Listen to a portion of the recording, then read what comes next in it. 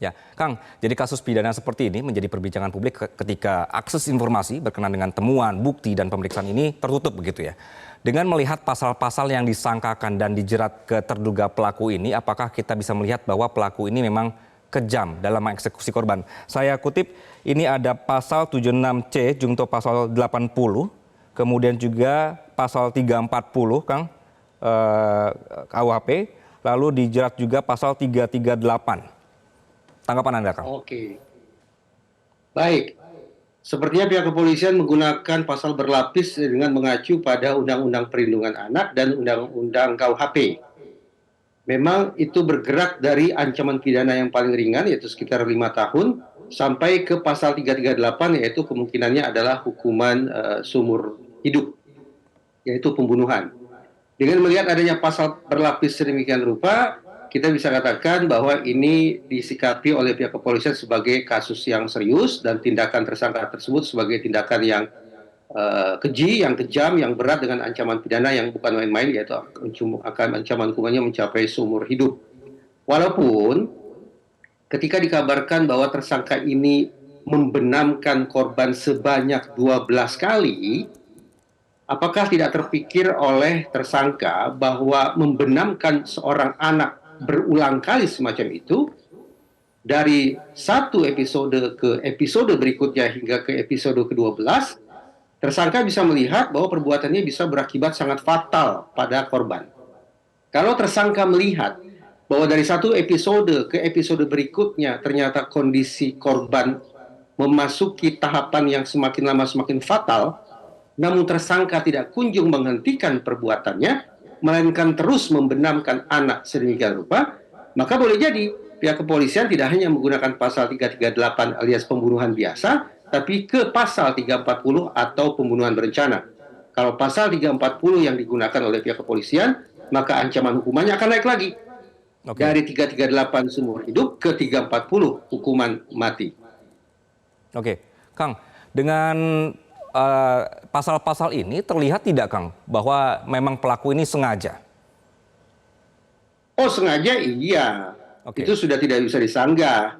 Bahwa dia dalam kondisi waras, dia tidak sedang kena penyakit jiwa yang membuat dia kehilangan akal sehat, dia memiliki kecerdasan yang saya yakini memadai sehingga proses hukum bisa berjalan, maka kita bisa asumsikan dan saya yakin bahwa yang bersangkutan ketika melakukan tindakan kejinya tersebut dalam kondisi sadar. Asumsi semacam ini memang harus kita pegang erat-erat karena inilah syarat bagi seorang pelaku kejahatan agar bisa diproses secara pidana.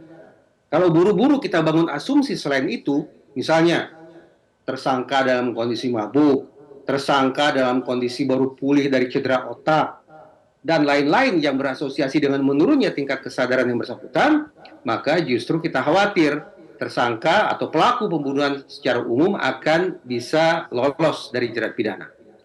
Oke, Kang, apakah memang terlihat ada motif emosional di sini? Apalagi sekali lagi kita berpatokan pada pasal ya, karena memang belum ada resmi gitu pernyataan dari polisi. Pasal demi pasal, baik itu yang ada di dalam Undang-Undang Perlindungan Anak maupun KUHP, sesungguhnya tidak bicara tentang motif. Memang, kalau kemudian kita gunakan pasal 340, ada kata berencana di situ, al-ihwal terkait motif menjadi penting juga untuk diungkap. Karena motif itulah yang akan menjadi indikasi seberapa jauh seorang pelaku kejahatan memiliki kalkulasi terhadap target, insentif, risiko, dan sumber daya. Nah, kalau kemudian 4 hal ini berada di dalam kepala tersangka sebagai manifestasi motif yang ingin dia capai, maka memang ini berencananya menjadi genap. Kata itu menjadi relevan untuk dikenakan kepada tersangka. Tapi kalau kita sebatas menggunakan pasal-pasal yang tadi, bukan 340, maka kita harus samakan persepsi bahwa perbincangan tentang motif sesungguhnya tidak lagi terlalu penting. Katakanlah hari ini polisi tidak kunjung menemukan motif, tidak jadi soal.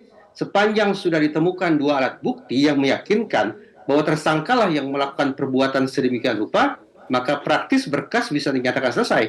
Kirim ke kejaksaan, kejaksaan verifikasi juga dinyatakan P21, lanjut sampai ke pengadilan, siap untuk disidang. Baik, Kang Reza, dalam kasus pembunuhan ya yang dilakukan oleh orang-orang terdekat seperti kasus ini, Sebenarnya dari pengalaman Kang Reza melihatnya, berapa lama terduga pelaku ini perlu membangun kepercayaan terhadap korban dan juga orang-orang di sekelilingnya termasuk juga caregiver-nya? Tergantung pada seberapa jauh seorang pelaku memiliki daya sugesti terhadap pihak yang ingin dia incar. Entah itu target utama, dalam kasus ini adalah misalnya anak, ataupun target sekundernya, mungkin adalah caregiver atau pengasuh anak tersebut. Juga tergantung pada kerentanan pada diri anak itu sendiri. Saya teringat pada istilah suggestibility. Suggestibility adalah istilah dalam psikologi forensik untuk menunjukkan kerentanan seseorang untuk kemudian bisa dikuasai oleh pihak lain.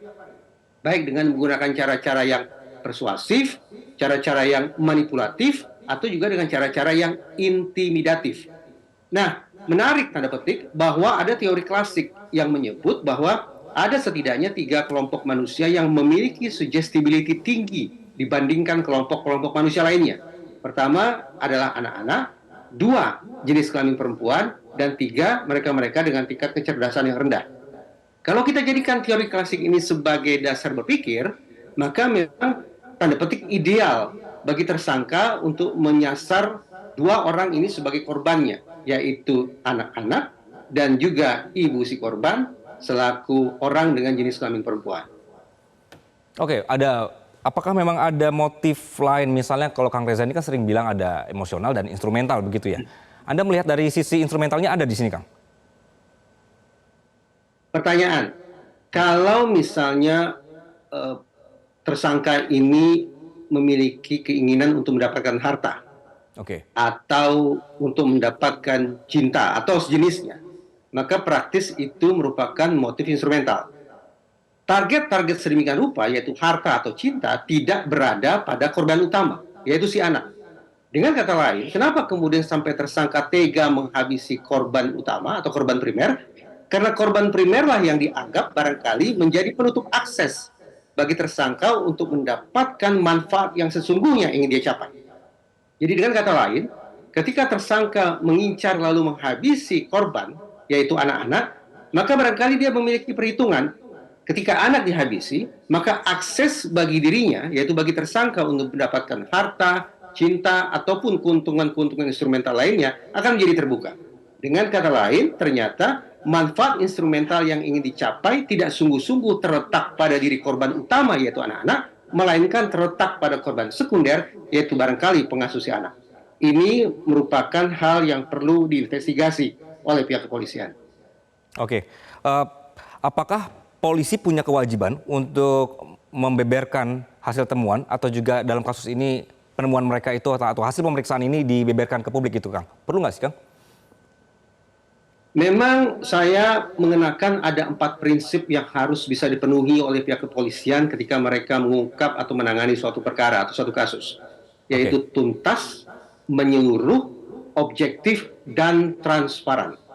Tetapi terkait dengan transparansi, saya bisa memaklumi kapan kiranya transparansi itu harus didemonstrasikan oleh pihak kepolisian. Tidak serta-merta sejak 0 km polisi harus mengumbar berbagai macam informasi yang dikhawatirkan justru kontraproduktif bagi proses penegakan hukum itu sendiri. Tentu pada akhirnya kita berharap bahwa transparansi yang sesungguhnya, terang benderang yang sempurna akan kita saksikan di ruang persidangan nanti. Tapi pada prinsipnya sangat penting bagi pihak kepolisian untuk secara berkala berbagi informasi kepada media dan masyarakat untuk meyakinkan kita semua bahwa polisi sungguh-sungguh bekerja dan siap untuk diawasi oleh seluruh pihak. Oke, itu juga yang kita tunggu ya, Kang, bagaimana menguak motif pembunuhan ini. Dan Kang Reza, terima kasih atas perspektif dalam Anda soal kasus ini. Terima kasih.